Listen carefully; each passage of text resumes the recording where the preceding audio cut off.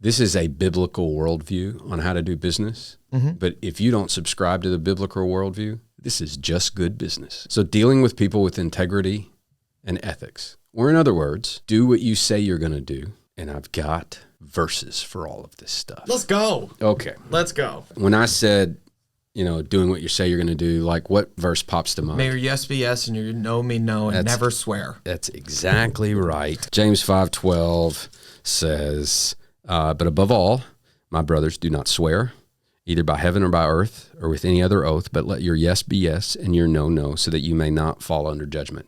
Tell the truth, do what you say you're going to do. Yeah. Show up when you say you're going to show up. Right. Like, what's your interpretation of the swear part? Like, what does that mean to you through all your study and all your context? Because I always thought that just means don't say curse words. No, right? I don't think so. I think in this context, it's saying, I swear to God, I'll do this thing. Yeah. No, just I'll do this thing. Like, you don't need to swear by heaven or by earth to make somebody believe you. Oh, gotcha. Just have a life that is characterized by doing what you say you're going to do, and people will trust you. Yeah. Don't swear by these things. You can't control them. Yeah, it's like there's no need to promise somebody anything. If you have integrity. If you have integrity and you do what you say you're going to do, yep. There's never a need to be like, I promise, I'll get it. Yeah. Yep. Okay, yep. Luke 6:31 says, and just as you want people to treat you, treat them in the same way. The golden rule. The golden rule. Yeah. This is just good business, but it's straight out of Luke 6. And then you got Proverbs 10:9. He who walks in integrity walks securely, but he who perverts his ways will be found out. Yeah. If you're a snake in the grass, like if you're acting like you're acting in somebody else's best interest, but it's really your own. But if you say you're going to do something and you do something else, you don't follow through, like, you're going to be found out. Oh my goodness. That's bad business. Yeah, man. And that rings so true in the time that we live right now too.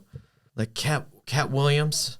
Well, he was just saying how 2024 is the year people are going to get found out. Right, so Diddy. All of these big deviants is all catching hell in 2024. It's up for all of them. It don't matter if you Diddy or whoever you is. TG Jakes, any of them. All lies will be exposed. That's all. Who's Cat Williams? Cat Williams, a comedian. Okay. He's just short. Yeah. All right, so that's integrity and ethics. The second idea is excellence. Do everything as if for the Lord and not for men. There's one. Yeah, that's actually, I'm going to give you two verses essentially that say that. One is Colossians 3:23. I would imagine every child in our family knows that verse well. Me, probably more than most, because Colossians 3:23 says, whatever you do, do it heartily as for the Lord rather than men, for it's the Lord whom you serve. Mm-hmm. Right? Yeah. So growing up, I was probably the laziest of any of us. I frustrated Dad all the time. And he would always quote this verse, whatever you do, do it as for the Lord rather than men, for it's the Lord whom you serve. And he used to make me write it when I was lazy or when I didn't do work in an excellent way.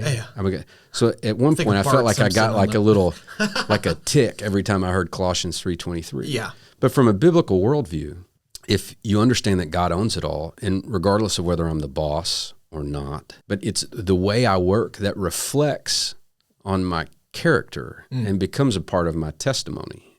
So I want there to be an amount of excellence. Now, this is different from perfection. Like, there's nothing that we ever do at this company that couldn't be improved upon. Sure. So we don't shoot for perfection here. We shoot for excellence. And there's a big, big difference. But we talked about Colossians 3:23. There's also 1 Corinthians 10:31. Whether then you eat or drink or whatever you do, do all to the glory of God. It's that same idea. Mm-hmm. And then Ephesians 6:7 says, with goodwill render service as to the Lord and not to men. I want everything we do here at the company to be done in an excellent way.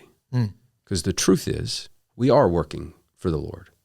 Or for the good of people and the glory of God. So this next thing is generosity and philanthropy. We've talked about this a little bit already. The more successful that we are, the more that we realize that it's all the Lord's anyway, the easier it is to be generous and philanthropic. Yeah. All right. And so if you go to 1 Timothy 6, verse 18, it says this, instruct them to do good, to be rich in good works, and to be generous and ready to share. If you don't do things in an excellent way, if people don't believe you or trust you to have integrity, if you hadn't had enough success to be financially free in some ways, you're not able to do this work. You're not, but whatever you have, be willing to do good and willing to share with others in need. And then there's this verse in Philippians 2:3, and this is, man, if there's a huge distinction between business people who follow Jesus and those who don't, I think it's this verse. It says, do nothing from selfishness or empty conceit, but with humility of mind, let each of you regard one another as more important than yourself. Yeah. This is the anti-big ego verse. Yeah. And in business, especially the more successful you get, the bigger your ego tends to get, the more selfish you can tend to get. Sure. It's really easy to go to that place. And so, man, do nothing from selfishness or empty conceit, but with humility of mind, let each of you regard one another as more important than yourself. That's just good business. All right. And this goes back to what we were talking about in a previous episode. You walk into a place with curiosity. Right. Which was your point. It's a great point.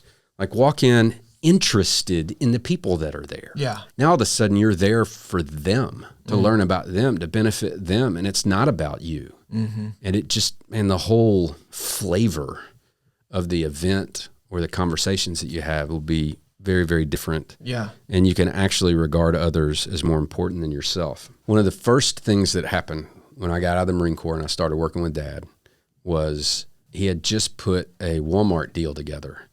And so he was working with Walmart real estate folks to do the Walmart out on Highway 54. Oh. Walmart number 2. Oh, yeah. And to do that, he had to, and they used Dad to do this, they had to put together like 7 or 8 pieces of property. They had to get all of these people to agree to sell. It was a lot of work, and Dad was uniquely suited to pull that off. Yeah.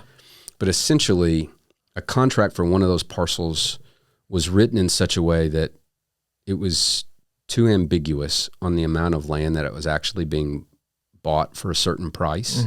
And if you looked at it, the sellers agreed to sell for a certain amount per acre. When the purchase agreement finally got written and executed, it was for this parcel for this amount of money. But there was a difference there of, I don't know, 20, 30, 40, 50 grand. It was a significant amount of money, especially these people. And after everything closed, this sort of came to light. And the people were like, hey, wait a second. So Dad goes to Walmart. He appeals to them to make this right. They basically tell him to, I was about to say, go pound sand. I don't know that they responded. To them, the deal was done. The reality is everybody had an opportunity to notice this before the closing and to deal with it then. Yeah. We all missed it. 100% of the dollars that Dad made on that deal, he gave back to these people. Wow. So that was like my first week on the job. Right. I knew our dad was an honorable guy. Yeah. I knew he let his yes be yes. I knew he had integrity. But the first thing I saw was him putting others in front of himself. Any business person that thinks they're more important than their clients and are trying to serve their own interest into somebody else, they would never have done that. Yeah. But if you consider others as more important than yourself, then you may do what Dad did there. Right. And so, and right off the bat, I was like, man, this is what business looks like. You do the right thing. Right. You know, you try to make things right when something goes wrong. You know, and Dad was way more interested in his name than dollars. Man, I'm the beneficiary of that, and so are you. Yeah. Like our last name has a connotation in this town because of the behavior and the character of our dad and our granddad. That's like right. We're the beneficiaries of that. And I want that to continue to the next generation. Yeah. You know, this is just good business. Yeah. And he always said that your name is worth more than gold and silver. Yeah. Which is quoting scripture. Yeah. But you saw firsthand how much he put He's his money where convicted his by mouth that. was, Yeah. you know, and And I don't know a whole lot of people that would have done that. That left an impression. Seems like a big deal, Walmart, All right, if you like that clip, you can watch another one right here. And if you want to watch the full episode, you can watch it right there. Did you get that?